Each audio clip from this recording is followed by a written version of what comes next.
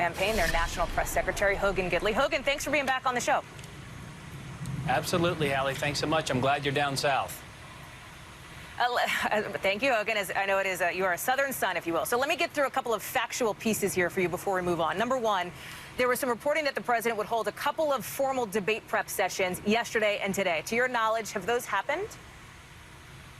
I'm not going to get into whether or not the president has had those debate prep sessions. He said many times that obviously his tit for tat with the press is a lot of the debate prep that he likes to have. And with the questions you guys throw at him every single day, he's well prepared. But, of course, he does prepare for these debates as well. And who is involved in that prep, given that for the first debate, a number of those individuals came down, of course, with the coronavirus, many of them still in the recovery process? Again, I'm not going to get into specificity. I'm not going to tell you who's in the room. If the president wants to do so, he obviously can. In fact, he mentioned last time people like off to the side in the press briefing room. They were there. Chris Christie was there, of course, as were other people. He talked about Kayleigh being in the room and, of course, the rest of his team. But I'm not going to get into specifics. I mean, look, the president, has been working on behalf of the American people for the entire time he's been in the White House and in the Oval Office, and he's got a record to run on. 47 months, in fact, of record-setting success, while Joe Biden has 47 years of abject failure. And so that's something he's going to bring up in the debate tonight. Let me ask you about a couple of other debate pieces here. The plexiglass that has been put up on stage, as we've seen from inside the debate hall. Is the campaign comfortable with that? Will you allow that to remain? It's my understanding that is going to remain. It's not surprising, though. I mean, this commission is completely biased. When you have someone like an elder statesman, Bob Dole, coming out and saying that it's problematic the way that these people are treating Donald Trump in this particular debate situation, that tells you a lot. I don't understand that. They've been untruthful. What are you basing that on? What are they doing that's different? I mean, they're putting plexiglass in place because of the coronavirus pandemic that's happening. They're muting the microphones to enforce the rules that President Trump himself did not abide by in the first debate. What's the problem? Well, first of all, there's no mute button big enough to cover up 50 years of failure for Joe Biden. Let's be clear about that. And 2 minutes unfettered for Joe Biden is not enough time to explain away the fact that he, in fact, now we know, based on the-record sources, has discussed, advised, and signed off on, Hogan, working with China and with Hunter Biden. Hogan, that is something that Intel, I'm not going to get into that because Intel experts call that potentially a hack and dump situation. I'm specifically asking about your candidate. You work for President Trump. You're on his campaign. Is he going to respect that mute button? Will he give Joe Biden that uninterrupted speaking time, as I know, based on source conversations, some of his advisors are encouraging him to do? Well, a couple of things there. First of all, it's the president's style that got us trade deals that benefited American workers for the first time in history. Joe Biden didn't do that. It's the president's style that got us peace deals in the Middle East that made the world a safer place. Joe Biden didn't do that.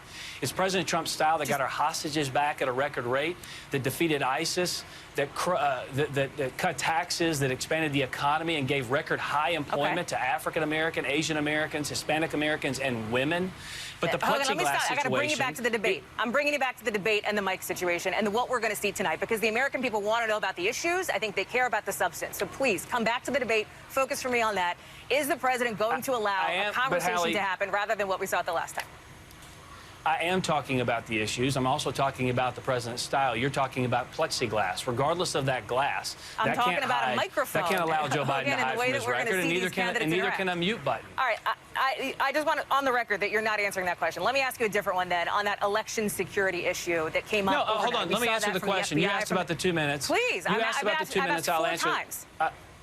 Yeah, and I was getting there, Hallie. But let's be clear about the 2 minutes. 45 minutes, man.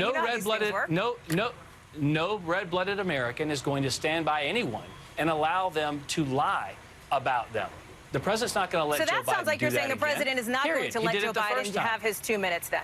It sounds to me like that's what you're saying. No, I didn't say that. I didn't say that. I'm just saying the president is a counterpuncher, and if you're going to lie about him, he's going to call you out for it. We'll wait and see what happens in this debate. The president wants to abide by the rules, but if Joe Biden's not going to be truthful, then the president's going to tell him about it.